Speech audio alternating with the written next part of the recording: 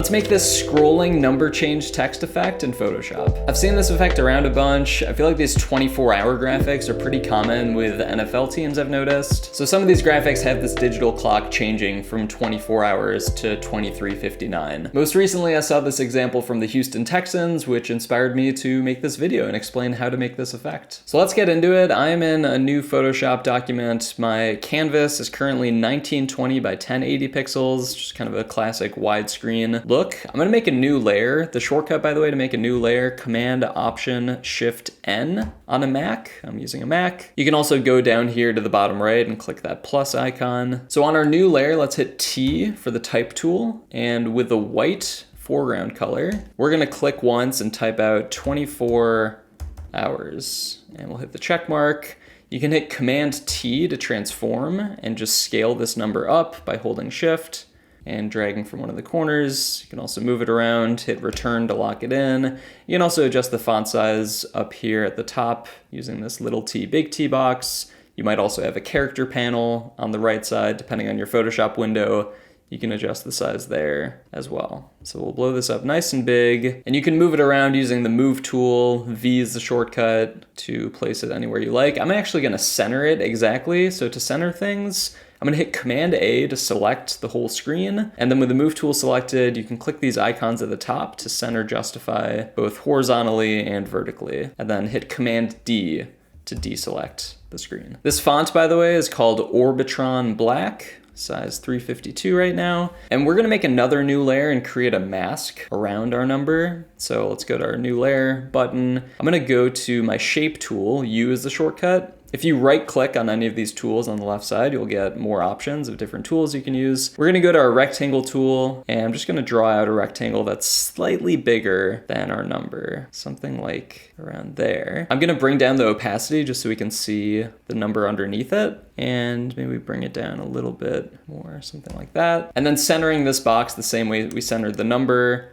V for the move tool, Command A to select the whole screen, and then these icons at the top. So now this rectangle is basically going to constrain any of the numbers that we add to our canvas. To do that, let's make a folder. Click on your folder icon, and then holding Command, you can click on the layer thumbnail of this rectangle to get these dotted lines around the rectangle. We can now hide the rectangle. We can turn off that layer. And with this selection, we can just click our mask icon at the bottom. And so now everything in this group is going to be constrained to this mask, to this selection. So I'm going to drop in the 24 hours into this group, and we'll basically work from within this group the rest of the time. Let's bring this 24-hour text opacity down 30%. And now what we're going to do is create individual numbers that overlap with each element of the 24-hour text. So I'll show you what I mean. Let's hit Command J to duplicate this layer. We can bring the opacity all the way back up to 100. You can double click this text layer to edit it. And let's delete everything, but we'll keep the 2. So I'm just typing the 2. I'm also going to change this text justification to center justify.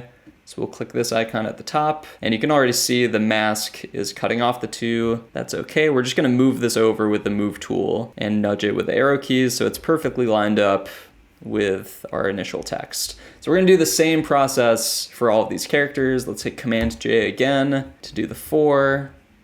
Switch that to the 4. And with the type tool selected, you can also click on text and edit it that way. So again, I'm just gonna move this over. Again, Command J, we'll do the colon here, and again, nudge it. Command J again, 0, and we've got one more 0, Command J, and we've got our final 24-hour number. So we want this changing from 24 hours to 23:59. So really we just have to change the 4, the 0, and the 0 to 3, 5, and 9. So let's take the 4 and the 2 zeros. I'm gonna move these layers so they're all together. And let's select all of the layers. Holding Shift, you can click on all the layers. And again, hitting Command J, that's gonna duplicate all 3 of these. I'm just gonna move them up, again with the move tool selected, just so we can see them separately. I know they're getting cut off right now, but we can turn off this mask by holding Shift and clicking on the mask. So now let's just change these numbers. You can go to your type tool, type in 3, 5, and 9. And we want to make sure there's the same distance between all these numbers. So let's just highlight all these 359 again, and just nudging with the arrow keys, kind of keeping a consistent gap between the 4, the 0, and the 0. I'm also gonna rename the 0 layers 0, 1, and 0, 2. So now it's really just about moving these number pairs together in any orientation we want. So let's turn back on this mask. Again, just holding shift, you can click on the mask thumbnail, and then let's take the 3 and the 4. You can hold command and select these 2 layers together. We can also link these layers. If we right click when you have the 2 of them selected, we can go to link layers. And now anytime we just click on the 3 and with the move tool selected, we move it down.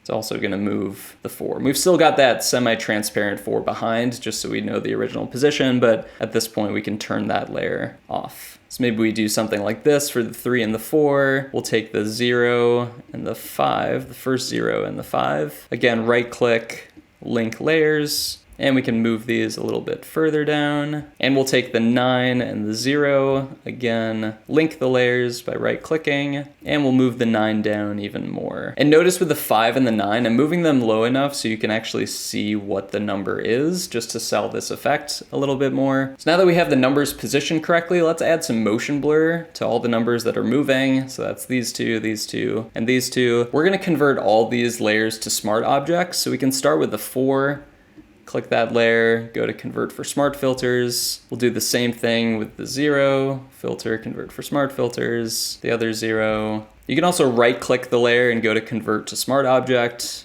Maybe that's a little bit faster.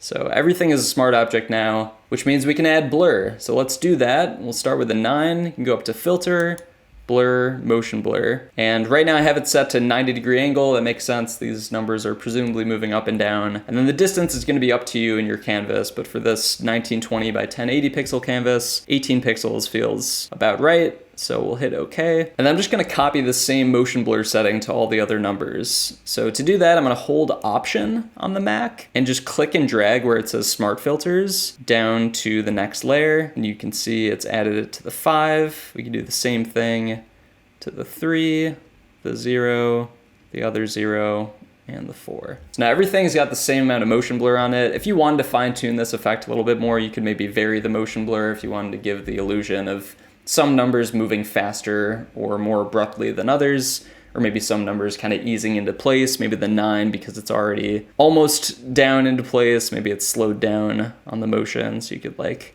go back into these smart filters just by double clicking and lower the pixels. So some different things you can play with. Because these are all smart objects, you can fully edit the motion blur at any time, so you can always go back later and change anything you don't like. I don't love this like little sliver of the 9 that's peeking out, so let's take the 9 and the 0. I guess they got unlinked when I converted them for smart filters, but we'll just take both these layers and nudge them up with the arrow keys, just so there's no like weird cutoff points. Last thing I want to do for this text treatment is just add the word hours. We'll make a new layer on top of everything, tap out hours, and I'm gonna rotate this 90 degrees. You can go up to edit, transform, rotate 90 counterclockwise, and then again with the move tool selected, we can just move this into place, and Command T to transform. We'll scale up so it's kind of exactly matching the height, and we might as well match the approximate spacing between numbers there. So we've got our 24 hours text. We can group that all together, call it 24 hours. I've got these photo backgrounds. You can kind of see it in a potentially real life scenario. Maybe you have like a countdown to game day type of graphic if you're working in sports. Obviously tons of applications for this sort of thing. I've seen this with follower counts too. Maybe you're going from 999 to 1,000. Same concept, just adding motion blur to whatever the numbers are that are moving. And obviously everything else